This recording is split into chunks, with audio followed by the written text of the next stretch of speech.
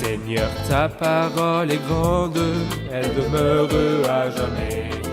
Ta parole est infaillible, rien ne peut la supprimer. Bienvenue à vous, chers spectateurs, ainsi qu'à tous nos spectateurs dans le monde entier, dans un nouvel épisode de notre émission d'études quotidiennes toute la Bible.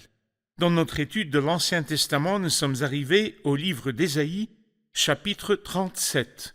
Dans l'épisode d'aujourd'hui, nous examinerons les messages de menaces adressés au roi Ézéchias, puis le salut de Dieu lorsqu'il intervient pour le sauver.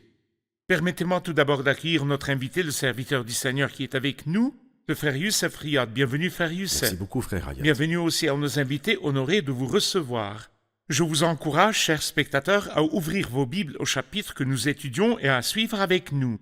Et si vous avez des questions, n'hésitez pas à nous les envoyer et nous serons heureux d'y répondre. Nous commencerons l'étude dans quelques instants, ne quittez pas.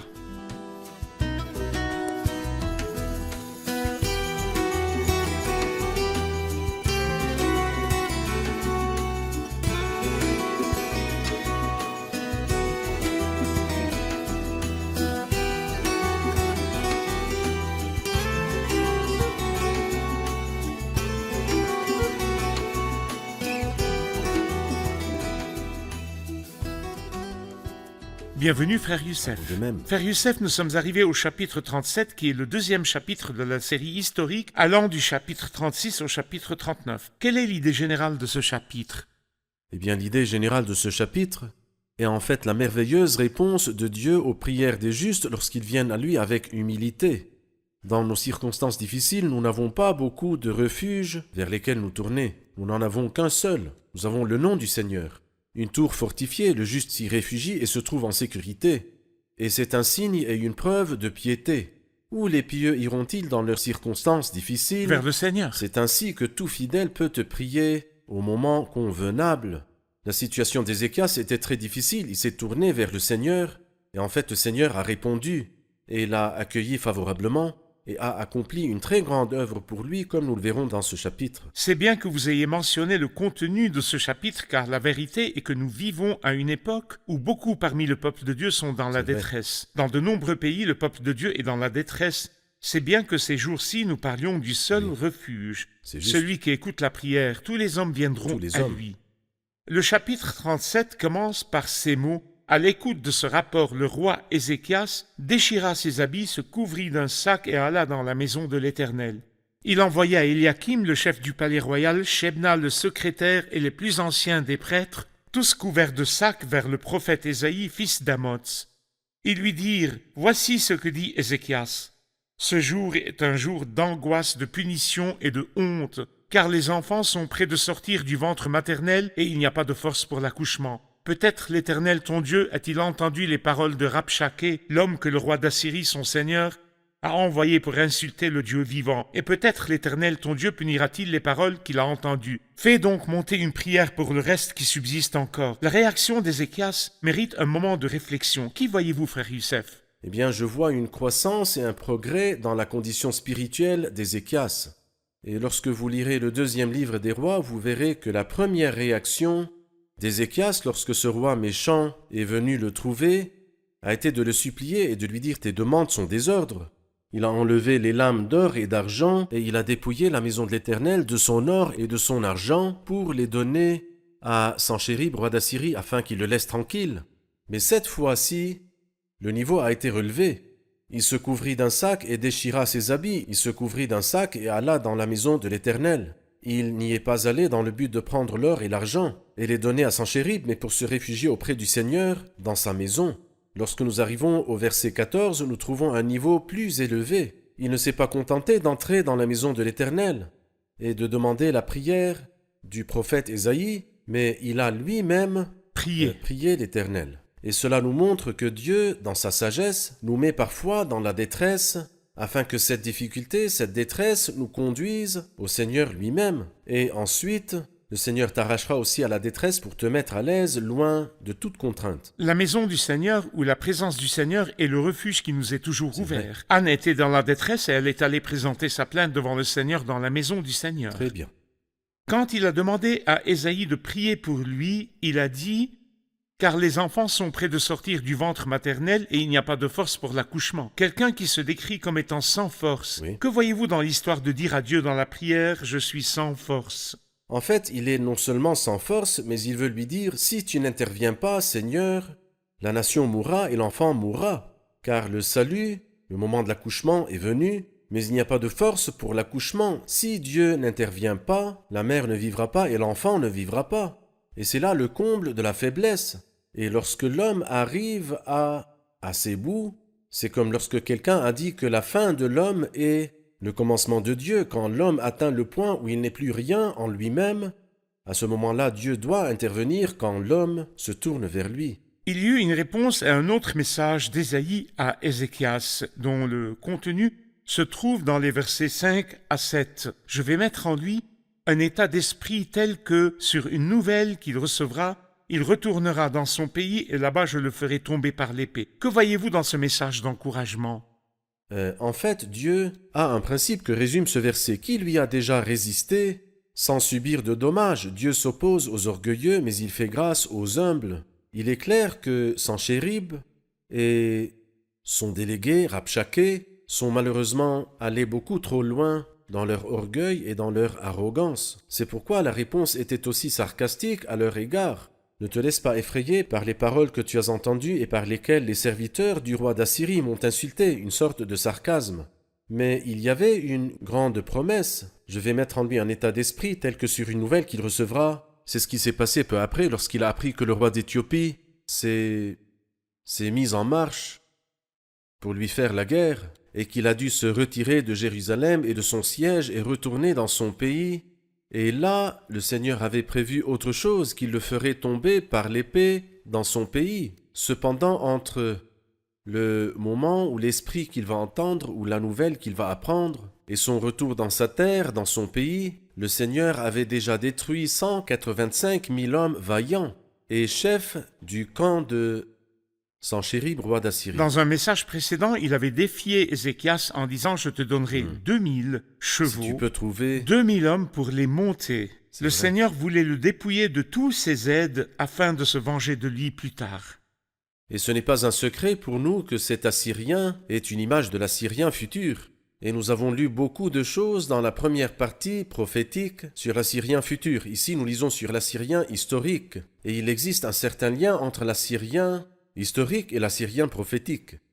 La Bible dit ici que l'Assyrien historique n'entrera pas dans la ville. Je ne lui permettrai pas d'entrer dans la ville. Ceci est mentionné dans le verset 33. C'est pourquoi voici ce que dit l'Éternel à l'intention du roi d'Assyrie. Il n'entrera pas dans cette ville. Deuxièmement, qu'il retournera dans son pays et mourra dans son pays. En ce qui concerne l'Assyrien prophétique, il entrera dans la ville comme nous le lisons dans Zacharie 14. Il ne retournera pas dans son pays et il ne mourra pas parce que Dieu le jettera vivant dans les temps de feu, comme nous le comprenons du chapitre 31 du livre d'Ésaïe. Parfait. Rabchaké a de nouveau envoyé un message à Ézéchias et c'est dans les versets 8 à 13. Le contenu de ce message se trouve dans le verset 10. Avec l'ordre de dire à Ézéchias, le roi de Juda, que ton Dieu, celui dans lequel tu places ta confiance, ne te trompe pas en prétendant que Jérusalem ne sera pas livrée entre les mains du roi d'Assyrie. Tu as bien appris ce que les rois d'Assyrie ont fait à tous les pays, la manière dont ils les ont voués à la destruction. Et toi, tu serais délivré. C'est un autre message qui défie également Ézéchias et remet en question son Dieu en disant que ton Dieu ne te trompe pas. Que voyez-vous dans les messages de l'ennemi aux croyants? Eh bien, je vois une arrogance croissante.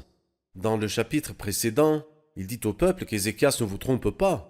Cette fois, il dit à Ézéchias que ton Dieu ne te trompe pas. Et nous verrons qui est celui qui va être trompé.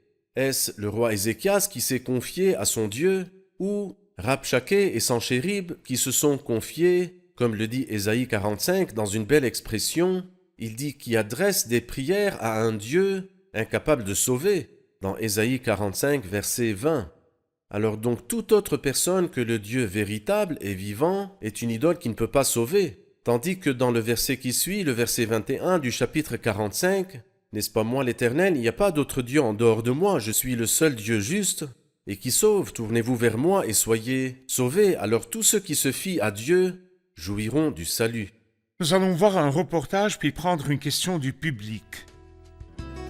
Le prophète Ésaïe avait promis au roi Ézéchias, au verset 7, que 3 choses arriveraient à l'arrogant Assyrien, qu'il recevrait une nouvelle, et c'est ce qui est arrivé juste après, dans les versets 8 et 9, et qu'il retournerait dans son pays, et y mourrait par l'épée. Et c'est ce qui est arrivé à la fin du chapitre.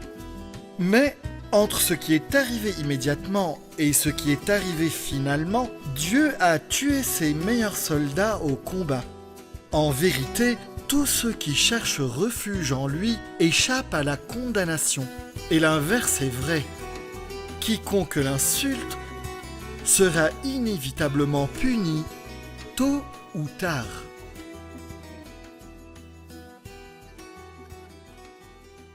J'ai une question sur le verset 16. Éternel maître de l'univers, Dieu d'Israël, toi qui sièges entre les chérubins. Que signifie qui siège entre les chérubins? Ézéchias a commencé à prier et c'est un niveau respectable pour entrer dans la maison de Dieu, comme vous l'avez indiqué. Mais avant de passer à sa prière, il faut expliquer le mot qui siège entre les chérubins lorsqu'il priait Dieu. C'est la question d'Isis.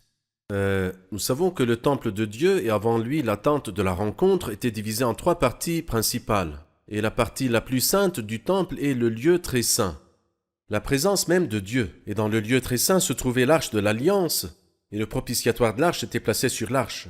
Et ce propitiatoire était composé de 2 chérubins, et je veux dire symboliquement, Dieu siégeait entre ces 2 chérubins dans le lieu très saint, la présence même de Dieu. Par conséquent, lorsque le grand prêtre entrait dans le lieu très saint, c'était comme s'il entrait symboliquement dans la présence même de Dieu. Donc ici, Ézéchias y fait référence, « Toi qui sièges entre les chérubins », et il dit « C'est toi qui maîtrises tout », parce que les chérubins sont des anges de jugement qui exécutent les ordres de Dieu en obéissant à sa parole. Comme pour lui dire « Tu es le Dieu tout-puissant qui maîtrise tout ». Tu es le Seigneur Dieu, tu es le Dieu qui règne sur tous les anges, qui sont puissants et forts, et ceci en contraste avec le roi d'Assyrie, qui se vantait d'avoir lui aussi des chars, des messagers et des soldats, mais tu es l'Éternel, le maître de l'univers. Dieu va envoyer, comme nous le verrons dans un instant, un seul ange, et nous verrons ce que fera cet ange unique qui va être envoyé par le Seigneur, car la puissance de Dieu est illimitée. Revenons au verset 14 et à la partie du verset 14 qui parle de la prière d'Ézéchias. Ézéchias prit la lettre de la main des messagers et la lut.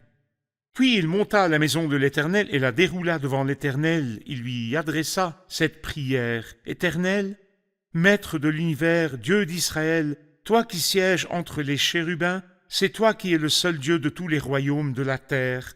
C'est toi qui as fait le ciel et la terre. Éternel, tends l'oreille et écoute. Éternel, ouvre tes yeux et regarde. Écoute toutes les paroles que Sanchérib a envoyées pour insulter le Dieu vivant. Il est vrai, Éternel, que les rois d'Assyrie ont dévasté tous les pays et leurs territoires, et qu'ils ont jeté leurs dieux dans le feu. Mais ce n'étaient pas des dieux. Ils avaient été fabriqués par la main des hommes. C'était du bois et de la pierre. Voilà pourquoi ils ont pu les faire disparaître. Maintenant, Éternel notre Dieu, délivre-nous de Sanchérib, et que tous les royaumes de la terre reconnaissent que toi seul es l'Éternel. Faites-nous un commentaire sur le contenu de cette prière. Eh bien, j'aurai tout d'abord 2 commentaires. Le premier commentaire, c'est que la foi d'Ézéchias a augmenté, car cette fois-ci, il n'a pas déchiré ses vêtements, il est plutôt monté à la maison de l'Éternel. Et cette fois-ci, il n'a pas demandé au prophète Ésaïe de prier, mais il a lui-même prié. Et il est clair qu'il avait la paix, car il n'a pas déchiré ses vêtements. Et il est clair qu'il se fiait à son Dieu et qu'il a prié le Seigneur son Dieu. C'est premièrement. La deuxième chose, c'est que la sagesse du croyant, implique Dieu dans tous ses problèmes. C'est-à-dire, Satan veut mettre nos problèmes entre nous et le Seigneur. Il veut nous cacher Dieu avec nos problèmes. Et l'homme sage est celui qui met Dieu entre lui et le problème. Alors ici, c'est un roi féroce et puissant, et Ézéchias n'était certainement pas de taille à l'affronter, mais il a placé Dieu entre lui et le problème. C'est pourquoi il l'a impliqué comme s'il était lui-même concerné par le problème. Éternel, tends l'oreille et écoute. Éternel, ouvre tes yeux et regarde. Écoute toutes les paroles que Sanchérib a envoyées pour insulter le Dieu vivant. comme pour lui dire, l'insulte ne viendra pas sur nous, l'insulte viendra sur toi. Et il dit, que feras-tu pour ton grand nom? Lorsque nous lisons le verset 32 du même chapitre, nous lisons, voilà ce que fera le zèle de l'Éternel, le Maître de l'univers. Alors tant que nous nous appuyons sur notre Dieu pour nous sauver, à ce moment-là, le zèle de l'Éternel, le Maître de l'univers, viendra nous sauver. Il établit ici une comparaison et un contraste entre Dieu, le Dieu vivant, et les dieux des C'est nations. vrai. Frère Youssef, parlez-nous de la différence entre Dieu et les autres dieux. Eh bien, les dieux des nations ont des yeux, ils ont un semblant Dieu, mais ils ne voient pas. Ils ont des oreilles, mais ils n'entendent pas. Des idoles, n'est-ce pas? Et c'est pourquoi dans le verset que vous avez lu dans Ésaïe 45, qui adresse des prières à une idole, un Dieu incapable de sauver, celui qui prie un autre que le Dieu vivant est vrai, ne fait que dire des paroles vaines. Mais quand il se réfugie à Dieu, quand il se tourne vers Dieu, toi qui écoutes la prière, tous les hommes viendront à toi, parce qu'il entend, et pas seulement qu'il entend, parce qu'il a des oreilles qui entendent. Le mot entendre, en fait, signifie que le Seigneur exauce les C'est prières vrai. de ses saints. Si nous voulons encourager nos frères et sœurs qui souffrent dans les pays où le christianisme est persécuté, et qui voient leurs ennemis entrer avec des armes, et des bannières noires et des épées et tuer, et qu'ils sont sans défense et n'ont qu'une porte ouverte vers le ciel et des genoux, vous voulez les encourager, que leur diriez-vous devant le Dieu vivant et les autres dieux? Eh bien, dans les versets suivants, nous allons lire ces paroles, la Vierge, la fille de Sion. Que ferait la Vierge, la fille de Sion, face à un roi féroce et un chef d'armée féroce, et qui arrive avec une immense armée? Que ferait cette Vierge? Savez-vous ce qu'elle ferait? Elle te méprise, elle se moque de toi, la Vierge, la fille de Sion. Si nous comptons sur notre propre force, nous avons tort. Mais lorsque nous comptons sur ce Dieu dont la puissance ne connaît pas de limite, nous sommes gagnants. Ceux qui comptent sur l'Éternel renouvellent leur force, espèrent en l'Éternel. Fortifie-toi, et que ton cœur s'affermisse, espère en l'Éternel, car vraiment, Paul dit ici, Dieu est pour nous, qui sera contre nous? Les versets 21 à 29 contiennent un message envoyé par Ésaïe, fils d'Amos, à Ézéchias au sujet de Sanchérib. Qui voyez-vous, frère Youssef? Quel en est le contenu? En fait, c'est un message plein de confiance en ce Dieu. Les paroles de ce message se moquent de cette personne, de cet homme qui a insulté Dieu lui-même. Alors il dit, elle te méprise, elle se moque de toi, la Vierge, la fille de Sion, elle hoche la tête sur toi, la fille de Jérusalem. Qui as-tu défié et insulté? À qui t'es-tu attaqué par tes paroles? Et puis il ajoute, tu as lancé un regard insolent vers le sein d'Israël. C'est pourquoi, et bien sûr, il parle ensuite dans les versets suivants, dans le verset 24 et dans le verset 25, du style arrogant et hautain du roi, de ce roi méchant. Lorsqu'il dit ces paroles, tu as dit, c'est grâce à mes nombreux chars que j'ai gravi le sommet des montagnes. J'ai creusé des puits et j'en ai bu l'eau, c'est-à-dire que j'ai fait couler des fleuves dans le désert. Je mettrai à sec avec la plante de mes pieds tous les fleuves de l'Égypte. L'Égypte n'a pas besoin de puits, j'ai mis à sec le Nil d'Égypte, c'est-à-dire un style arrogant et hautain. Et en réalité, Dieu déteste et s'oppose aux hommes orgueilleux. Aussi le message au verset 28, « Mais je sais quand tu t'assieds, quand tu sors et quand tu entres et quand tu es furieux contre moi. Oui, tu es furieux contre moi et ton arrogance est montée à mes oreilles. C'est pourquoi je vais mettre mon anneau à tes narines et mon mors entre les lèvres, et je vais te faire repartir par le chemin que tu as pris à l'aller. Je sais quand tu t'assieds, quand tu sors et quand tu entres et quand tu es furieux contre moi. » Dieu s'adresse aux ennemis et les démasque ainsi que tous leurs mouvements. C'est vrai. Comment ces paroles nous encouragent-elles? Alors bien sûr, nous devons comprendre que Dieu voit nos ennemis comme il nous voit à nous. Et David, dans le psaume 139, dit « Seigneur, tu sais quand je m'assieds et quand je me lève. » Mais en fait, lorsque je dis à Dieu « Tu sais quand je m'assieds et quand je me lève », je le dis avec toute conscience car je veux vivre dans la lumière de la présence de Dieu. Mais le Seigneur voit également l'ennemi. Il sait quand il s'assied, il sait quand il se lève et il sait quand il est furieux, il connaît son arrogance. Et bien sûr, le Seigneur interviendra lorsque le bon moment viendra. Et c'est ce qui est arrivé à Ézéchias et c'est ce qui nous arrive à nous. Et nous pouvons certainement proclamer, si l'Éternel n'avait pas été pour nous, lorsque des hommes sont venus nous attaquer, ils nous auraient engloutis vivants quand leur colère s'enflammait contre nous. C'est comme si Dieu, le chef des armées, n'avait pas besoin d'un service de renseignement pour lui rapporter les mouvements de ses ennemis. Exactement. Il sait quand ils sortent et quand ils entrent, il sait quand intervenir pour sauver son peuple. Quelqu'un pourrait-il se dissimuler dans des cachettes sans que moi je ne le voie, déclare l'Éternel. Nous allons prendre une question du public si vous le voulez bien. J'ai une question sur le verset 30. Voici ce qui te servira de signe. On mangera cette année ce que produit le gain tombé en terre, et une deuxième année ce qui pousse tout seul. Mais la troisième année, semez, moissonnez, plantez des vignes et mangez-en le fruit. Parlez-nous du signe. Il faut s'arrêter sur ce signe, frère Youssef. Oui, en fait, c'est un beau signe parce qu'il implique qu'il y aura 2 années de danger pendant lesquelles ils ne pourront pas sortir pour cultiver. Alors comment mangeront-ils ? On mangera cette année ce que produit le grain tombé en terre, et une deuxième année ce qui pousse tout seul. Cela signifie qu'après la récolte, quelques grains resteront dans le sol et pourront produire la deuxième année ce qu'on appelle ce que produit le grain tombé en terre. Et l'année qui vient après, ils auront ce qui pousse tout seul, il y aura un danger pendant 2 ans. Mais la troisième année, semer et moissonner. C'est-à-dire, c'est comme si Dieu promettait le salut, mais pas immédiatement, mais plutôt après 2 ans. Et en fait, cela nous transmet un message. Ce message ou cette leçon est que Dieu ne répond pas toujours immédiatement à toutes nos prières. Très souvent, il prend son temps. Cependant, il est écrit, si elle tarde, attends-la. Comme on dit en fait, lentement mais sûrement, telle est la voie de Dieu. Le salut ne vient pas immédiatement, la délivrance ne vient pas immédiatement. Dieu, dans sa sagesse, patiente et attend. Cependant, la récompense de Dieu est sûre et certaine et nous devons en être complètement rassurés. Parfait. Les versets 33 à 35 nous parlent du jugement. C'est pourquoi, voici ce que dit l'Éternel. Oui. À l'intention du roi d'Assyrie, il n'entrera pas dans cette ville, il n'y tirera pas de flèche, il ne lui opposera pas de bouclier et ne construira pas de retranchement contre elle. Il repartira par le chemin qu'il a pris à l'aller et il n'entrera pas dans cette ville, déclare l'Éternel. Je protégerai cette ville pour la sauver à cause de moi-même et à cause de mon serviteur David. Les autorités humaines ont des entités pour rendre des jugements, mais parfois ces entités sont incapables d'exécuter leur jugement. Oui. Et si Dieu a rendu un jugement, y a-t-il des possibilités d'exécution de ce jugement qui apparaissent dans ce chapitre? Eh bien, cette exécution a eu lieu dans les versets suivants. Car lorsque Dieu dit, il n'est pas possible pour Dieu de dire et de ne pas faire, ou de parler et de ne pas accomplir.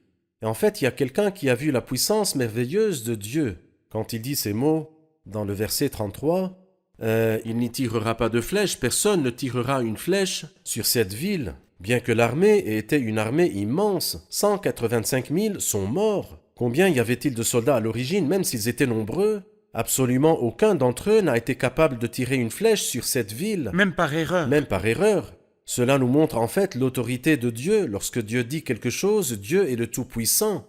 Et en fait, pour cette raison, nous devons nous en remettre à ce Dieu à qui nous devons rendre compte. Ainsi, les versets 33 à 35 sont la proclamation des jugements sur l'ennemi, puis l'exécution a eu lieu du verset 36 jusqu'à la fin du chapitre. Comment l'exécution a-t-elle eu lieu? L'exécution a été accomplie d'une manière qu'il appelle dans Ésaïe 28 son travail inhabituel. En d'autres termes, son travail inexplicable, incompréhensible. Il n'y avait aucun prélude aux conséquences. L'armée a dormi paisiblement cette nuit-là. Le lendemain matin, 185 000 d'entre eux étaient morts. Comment? Ne demandez pas à Dieu comment, parce que Dieu, quand il dit, il fait. Comment? L'Écriture dit, c'est l'Éternel, le Seigneur qui peut nous préserver de la mort, d'autant plus. Comment il fait mourir? C'est tellement facile pour le Seigneur. Nous devons être rassurés. Tout ce qui nous est demandé, c'est d'étudier ce que Dieu a dit. Et ce que Dieu a dit, nous devons être complètement rassurés, complètement sûrs qu'il s'accomplira en son temps. Parfait, merci. Nous sommes arrivés à la fin de l'épisode. Revoyons l'épisode avec nos invités.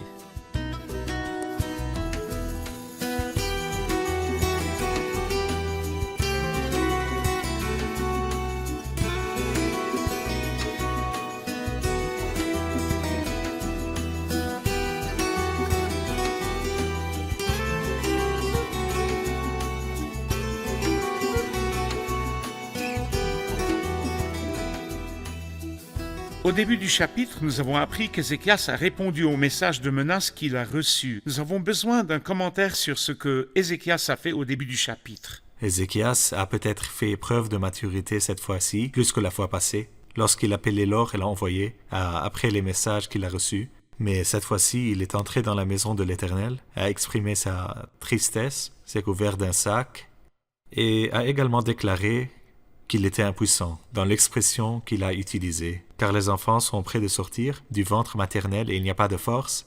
Il n'y a pas de force pour l'accouchement. Il a déclaré devant le Seigneur qu'il était impuissant. Et il a placé le Seigneur entre lui-même et le problème. Il n'a pas placé le problème entre lui-même et le Seigneur. C'est toujours le sentiment de faiblesse qui nous permet de nous appuyer sur le Seigneur. Exactement. Frère Youssef? Parfait. Parfait.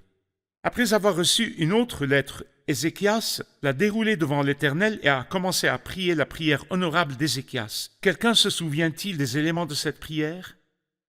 Tout d'abord, il a prié en disant au Seigneur, « Toi qui sièges entre les chérubins », il voulait dire « C'est toi qui contrôles tout et qui peux nous sauver ».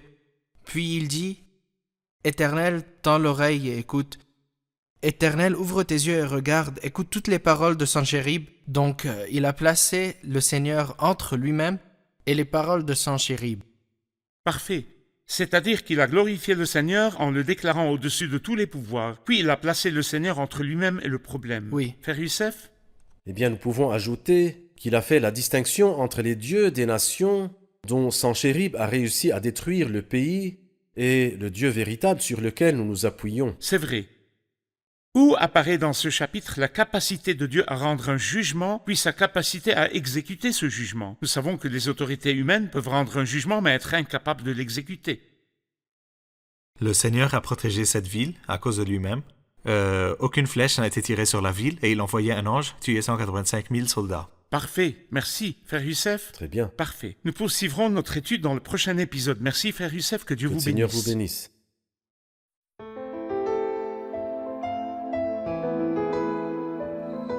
Seigneur, ta parole est grande, elle demeure à jamais. Ta parole est infaillible, rien ne peut la supprimer.